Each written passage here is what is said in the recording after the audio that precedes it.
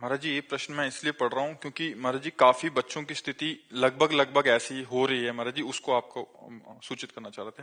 महाराज जी, अभी मैं 18 साल की पूरी हुई। महाराज जी, मैंने शराब एवं सिगरेट का भरपूर सेवन किया है। नशे की दवाई अपनी दादी को पिलाई ताकि एक पुरुष को अपने घर बुला सकूं। मैंने अपनी दादी के कान के जेवर गिरवी रखकर कई पुरुषों का संग और सारे दूरदर्शन किए।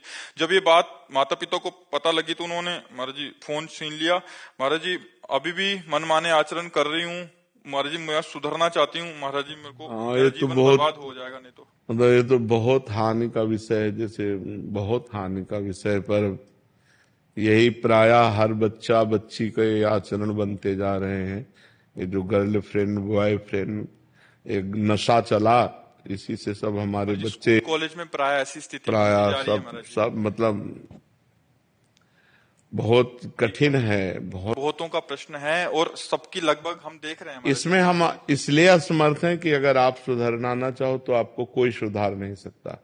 और आप सुधरना चाहो, मान लो अभी कहीं ना कहीं आप में पवित्रता बकाया है, तब आपकी हिम्मत आई, आप सभा में अपनी बात रख पाई हैं।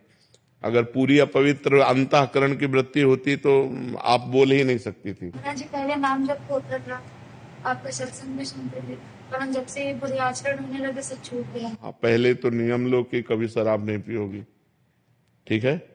दूसरी बात, अब तक जो हुआ सो हुआ, अब किसी पुरुष का संयोग नहीं करोगी। जब तक ब्याह ना कर लो तब तक पुरुष का संयोग, समझ रहे। हमारी पहली बात, शराब नहीं पियोगी। सिगरेट भी, शराब सिगरेट जो भी व्यसन है, मतलब जो व्यसन है उनको, मतलब शराब का तात्पर्य है ड्रग्स है, हुक्का है, सिगरेट है, जो भी व्यसन है वो व्यसन नहीं करोगी। हमारी बात मान लेना। और अब पुरुष का संयोग नहीं करोगी जब तक ब्याह हो जाए किसी भी पुरुष का। बड़ी व्याकुलता चढ़े तो उपवास कर लो, 1-2 दिन भोजन नहीं पाओगी, बुद्धि ठीक हो जाएगी। ये उपवास काम पर विजय प्राप्त करने के लिए काफी सहयोग देता है। और नाम जप। और तीसरी बात, जो भी आपका जीवन बैक का रहा उसे मिट्टी डालो, अब आगे अच्छा जीवन व्यतीत करो। अभी नए बच्चे हो, सुधार कर लो अपना, ठीक है। महाराज, माता पिता पुरानी बातों को लेकर टॉन्ट करते हैं तो सह लो, उससे पाप नष्ट हो जाएंगे।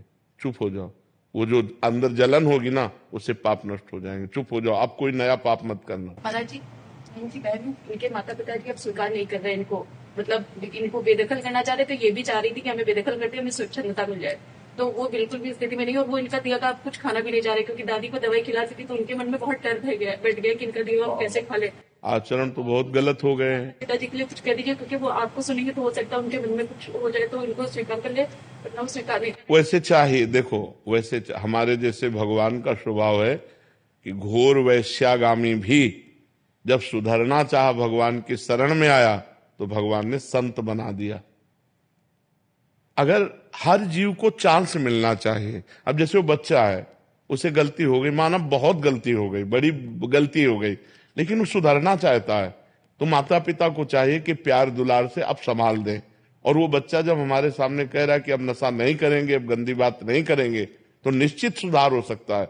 सबको ही सुधरने का चांस है, सबको चांस है। हम कहते हैं बुढ़ापे तक चांस है, अगर आखिरी में सुधर जाए तो सुधार हो जाए। तो ऐसा नहीं है कि ये गलत है तो फिर उसको जीवन भर हम गलत कह के टॉर्चर करते रहे। नहीं, गलती हो गई, अब उसका सुधार हो जाना चाहिए, और वो सुधरना चाहती है तो उसे चांस देना चाहिए। माता पिता को, बहन भाइयों को चाहिए कि चांस देना चाहिए। अच्छा, बेदखल कर दो, अब वो गंदी बातों में और गिरती चली जाए तो उसका जीवन नष्ट हो जाएगा। माता पिता यद्यपि गलती की है, दंडनीय गलती की है, पर अब उसको क्षमा करके उसको दुलार देते हुए आगे बढ़ाओ। सबको सहयोग करना चाहिए एक दूसरे का, कि गिरते हुए को थाम करके आगे बढ़ाने का, ना कि गिरते हुए को लात मार के और फैला देने का। अब माता पिता छोड़ देंगे तो गिरते हुए को और गिरा दिया ना, अब वो तो और स्वतंत्र हो जाएगी और पागलपन चढ़ जाएगा, फिर क्या आएगा अंतिम में, राइट। महाराज जी, सामर्थ्य नहीं है छोड़ने की। नहीं, छोड़ दो बच्चा, नहीं तो किसी काम के नहीं रहो। वो भी कह रहे कि एक बार अटेम्प्ट भी कर लिया है। नहीं, वही तो हम तो जो निर्णय बता रहे हैं वो बुद्धि का बता रहे हैं। जो गलत बुद्धि जाती है उसका अंतिम निर्णय यही होता है। सुधार लो, आज जो हम कह रहे हैं मान लो, नहीं तो इसके बाद वो दुर्गति होगी। यही नहीं, नरक में दुर्गति होगी और अन्य जीवों में जब बनोगी तो दुर्गति होगी। अभी मनुष्य सुधार सकती हो, कैसे नहीं सुधार सकती? कैसे सामर्थ्य नहीं? ऐसे कैसे कि तुम शराब पीती हो, सिगरेट पीती हो और अपनी दादी को तुम नशा दे करके व्यभिचार करती हो? ऐसी तुम्हारी हिम्मत कैसे हो गई? धिक्कार तुम्हारे मनुष्य शरीर को। अभी तुम्हारे पास शासन नहीं पड़ा, इसलिए तुम्हारी मनमानी चल रही कि मैं ठीक नहीं कर सकती। भय से सुधरते हो। अगर बचपन से सुधारा होता ना तो गंदे आचरण बनते नहीं। पहली बार अगर जो गलती की थी ना उसी समय तुम्हें शासन में ले लिया जाता तो आप ठीक हो जाती। अब मनमानी आचरण, अरे बूढ़ी दादी, उनको अब पौष्टिक वस्तु पानी चाहिए कि उनको बेहोश करने वाली चीज पानी चाहिए? तुम्हें ब्रह्मचर्य से रहना चाहिए, पर पुरुष से। ब्लैकमेल करने लगती है, जानती है कि इनको मन में भय थोड़ा सा डाल दिया तो ये ब्लैकमेल कर देती है कि हमको अगर मारोगे तो हम कर देंगे। नहीं, तुम भी सुधरो और उनको, माता पिता को भी सुधरो, कह दो इसको सुधरने का चांस दे। सुसाइड कोई अंतिम निर्णय नहीं है, बहुत दुर्गति होती है सुसाइड के बाद। आप 5 स्टार होटल थोड़ी रखा कि क्या होटल में पहुंच गए, दुर्गति है, प्रेत योनि की प्राप्ति होती, महान दुखदायी होती है। सुसाइड को तो सोचो मत। अपने आचरण जो को सुसाइड कर सकती हो, शराब नहीं छोड़ सकती, व्यभिचार नहीं छोड़ सकती, गंदे आचरण नहीं, नाम जप करो और सुसाइड की कभी सोचना मत। और माता पिता से कह दो कि एक बार क्षमा करो, उसको अच्छे मार्ग में चलने का चांस दो।